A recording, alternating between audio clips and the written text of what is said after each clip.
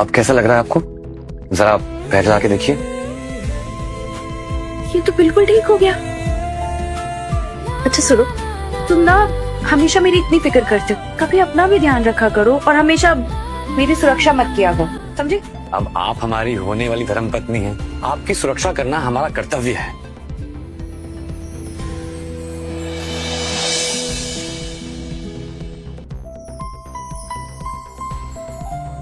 भैया ये फ्लावर देना।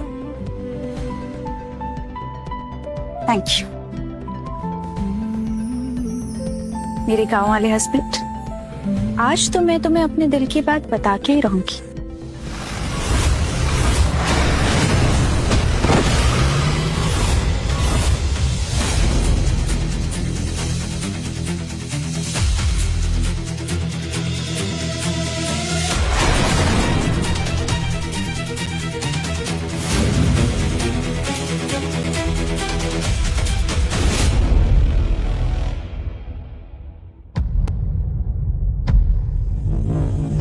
मुझे अफसोस है कि कविता अब कभी भी अपने पैरों पे नहीं चल पाएगी।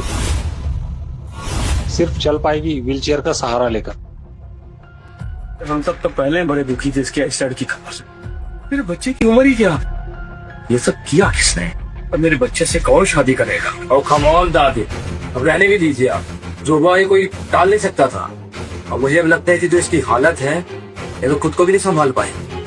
और पूरा बिजनेस इस लंगड़ी के हाथों में सौंप देना मेरे हिसाब से सही नहीं है। रॉकेट, तुम्हें हमारे परिवार के मामले में दखल देने की कोई जरूरत नहीं है। दादू, रॉकी अपना बात है,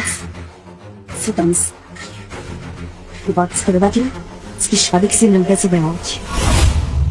चुप, एकदम चुप। आप लोग की घर की बेटी यहाँ पे लेटी हुई है और आप लोग ये सब बातें कर रहे हैं जायदाद के बारे में। कौन इसे शादी करेगा? हम करेंगे कविता से शादी, हम करेंगे।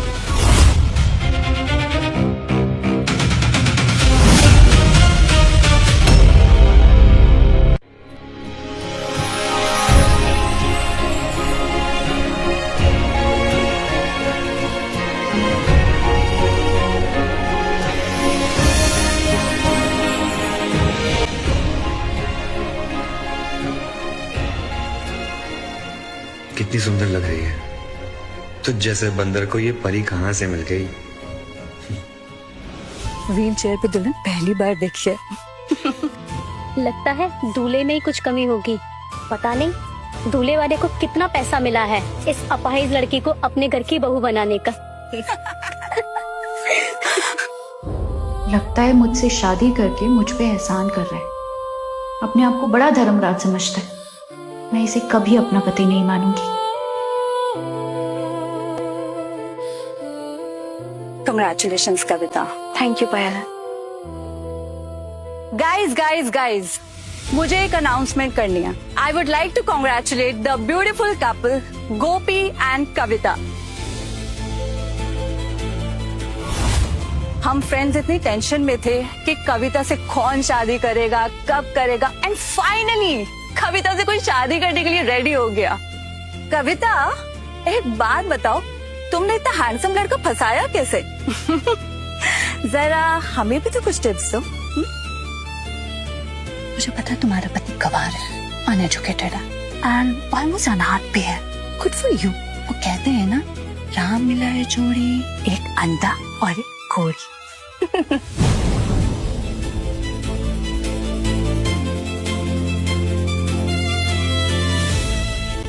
मुझे पता है कि तुमने मुझसे ये शादी एहसान के लिए की है, सिंपैथी के लिए की।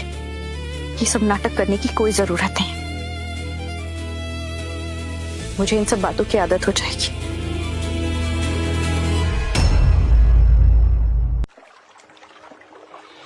तुमने मुझसे शादी तो कर ली, लेकिन ऐसा मत समझना कि मैं तुमसे प्यार करती हूँ। कविता, ये आप क्या बोल रही हैं? आई नो कि तुमने ये शादी सिंपैथी के लिए करी है ना? ऐसा कुछ नहीं है कविता। हम आपसे प्यार करते हैं और हम ये जानते हैं कि आप भी हमसे प्यार करती हैं। मैं तुमसे कोई प्यार नहीं करती। झूठ बोल रही हैं आप। एक्सीडेंट के बाद मर गया है। मुझे किसी की जरूरत है, तुम्हारी भी नहीं। और जो हमारे बीच हुआ उसका क्या? वो सभी झूठ था। कुछ नहीं है हमारे बीच। ठीक है कविता, कोई बात नहीं। आपको जो कहना है ना आप कह दीजिए। हम आपसे प्यार करते रहेंगे जिंदगी भर। कविता, तुम चाहे तो ये रिश्ता तोड़ सकती हो। नहीं रूबी, मैं ये रिलेशनशिप नहीं तोड़ूंगी। मैं दादाजी जी को कोई दुख नहीं दे सकती। एनीवेज, मैंने इस मैरिज के लिए एक कॉन्ट्रैक्ट बनाया। रूबी तुम इसे कॉन्ट्रैक्ट दे देना। ओके कविता। जो ठान लेते वो जरूर करते हैं। साधु से तुम्हें वादा किया है, तो तुम्हें भी हम एक वादा करते हैं तुम्हारी हिफाजत करने का।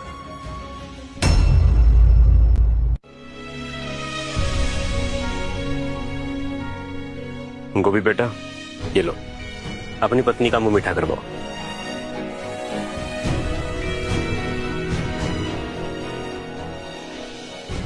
गोपी बेटा, अब तुमने जिंदगी भर कविता का ऐसे ही ख्याल रखना है।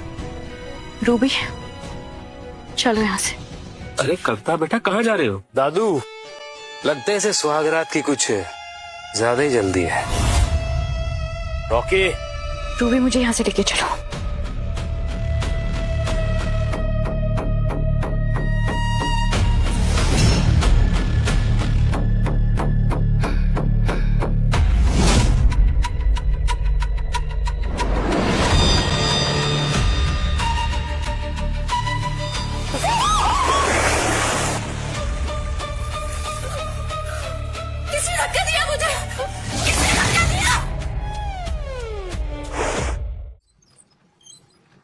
वहीं रुक जाओ।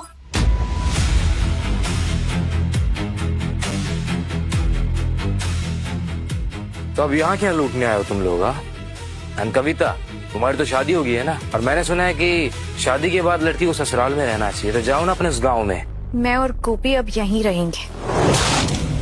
रॉकी, मुझे पता क्या लगता है, इसके गांव वालों ने ना इसे गांव से धक्के मार के बाहर निकाल दिया होगा, इसलिए ये मुंह उठाकर यहाँ पर आ गया, किसी और के घर में। शर्म नहीं आती तुम्हें किसी और के घर में डेरा बसाते हुए? हाँ, शर्म बेची खाई होगी, तभी तो घर जमाई बनकर यहाँ पर बोझ बना हुआ है, मुफ्त खोर कहीं का। अरे ये तो इतना काबिल भी नहीं है कि अपनी पत्नी को अपने घर रख सके, अनपढ़ गवार। वो तो गुरुजी की बातों ने रोक रखा है, वरना ससुर जी हम अभी बताते कि हम किस काबिल हैं। अंजलि,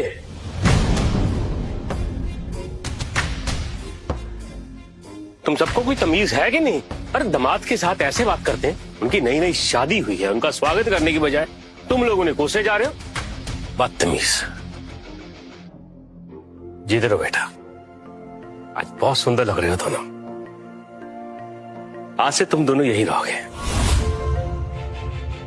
कविता बेटा, आज से तुम गोपी को अपने साथ ऑफिस लेके जाना शुरू करो, क्योंकि वो तुम्हारा पति है और तुम दोनों सब कुछ एक साथ करोगे।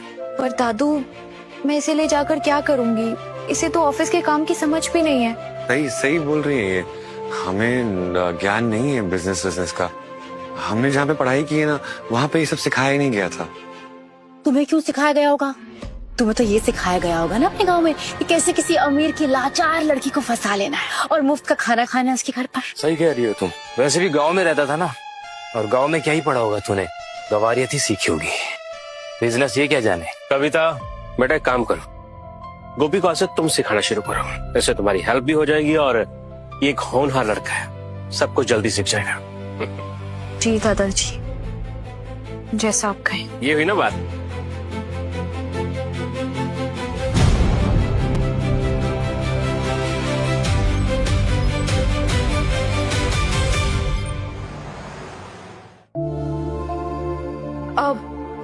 गोपी, आज मेरे पास टाइम नहीं है, मेरी कुछ मीटिंग्स हैं, तो शायद आज मैं तुम्हें ट्रेनिंग नहीं दे पाऊंगी। लेकिन जैसे ही मेरी मीटिंग्स खत्म होती है, देखते हैं कि तुम्हें किस एडमिनिस्ट्रेशन में डाल सकते हैं। वैसे एक बात बताओ, तुम्हारी क्वालिफिकेशन क्या है?